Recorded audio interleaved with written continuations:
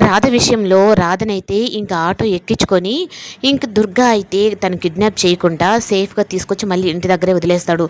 ఇంకా రామచంద్రయ్య అయితే ఈ విషయంలో అందరూ ఎంత కంగారు పడుతున్నారో నీకు తెలుసా, అయినా నువ్వు ఇలా పోయి ఎవరికి చెప్పకుండా నీ కోసం విక్రము ఇద్దరు పోలీసులను కూడా నీకు సెక్యూరిటీగా పెట్టాడు, అయినా నువ్వు ఇలా చేయడం ఏమన్నా బాగుందా అంటే, నాకు కన్న తండ్రి లాంటి వారు, అయినా మీరు నా ఫ్రెండ్ కదా, మీతో చెప్తున్నాను నేను క్షేమంగానే వచ్చాను కదా అంటే, నీ పాటకు నువ్వు అనుకుంటున్నావు, అయినా ఇంతమంది దగ్గర ఇన్ని మాటలు పడుతూ ఇక్కడ ఉండడం అవసరమా అన్నట్టుగా ఇంకా రాధ మైండ్ అయితే ఇంకా మార్చేలాగైతే చేస్తాడు. ఇంకా విక్రమ్ అయితే ఇంకా వాడు ఏదో స్కెచ్ ఏదో ప్లాన్ ప్రకారమే నిన్ను మళ్ళీ తీసుకొచ్చి ఇక్కడే వదిలాడు, అంటే అది ఏం ప్లానో నాకు తెలియాలి అన్నట్టుగా ఇంకా దుర్గా విషయంలో చాలా కోపంగా ఉంటాడు విక్రమ్.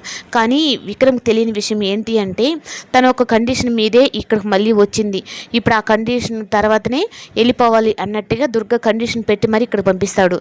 ఇంకా ఇంట్లో వాళ్ళందరూ ఉదయానికల్లా అయితే ఇంకా ఒక లెటర్ రాసి, నాకు ఇంట్లో ఉండడం ఇష్టం లేదు, నేను మీ జీవితంలో నుంచి వెళ్ళిపోతున్నాను అన్నట్టుగా రాధేవి సైన్ పెట్టి రాసినట్టుగా ఇంకా లెటర్ పెట్టి వెళ్ళిపోయిందని చెప్పనని అనేటప్పటికీ ఇంకా రాధ అలాగే వెళ్ళిపోయిందని ఇంకా ఆ పేపర్ అయితే ఇంకా విక్రమ్ వాళ్ళ చెల్లెలు అయితే చదువుతుంది. దమయంతికి అయితే మాత్రం చాలా సంతోషం ఇస్తుంది. నా చేతికి మట్టంటుకుంటా తనంతట తానే వెళ్ళిపోయింది అంటే ఇంకా నా కూతురుని ఇంటి కోడలుగా చేసేస్తాను అన్నట్టుగా ఇంకా దమయంతి హ్యాపీగా ఉండేటప్పటికి ఇంక విక్రమ్ అయితే ఆ లెటర్ తీసుకొని చదువుతాడు.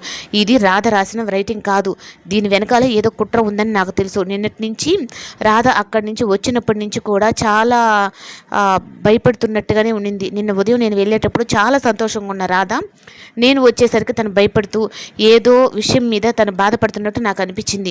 అయినా ఆ దుర్గా ఈ ప్లాన్ చేసావా నువ్వు అన్నట్టుగా ఇంకా రాధ విషయంలో అయితే ఇంకా ఆ లెటర్ పట్టుకొని ఇంక రాధ కోసం ఎంక్వైరీ అయితే మొదలు పెడతాడు.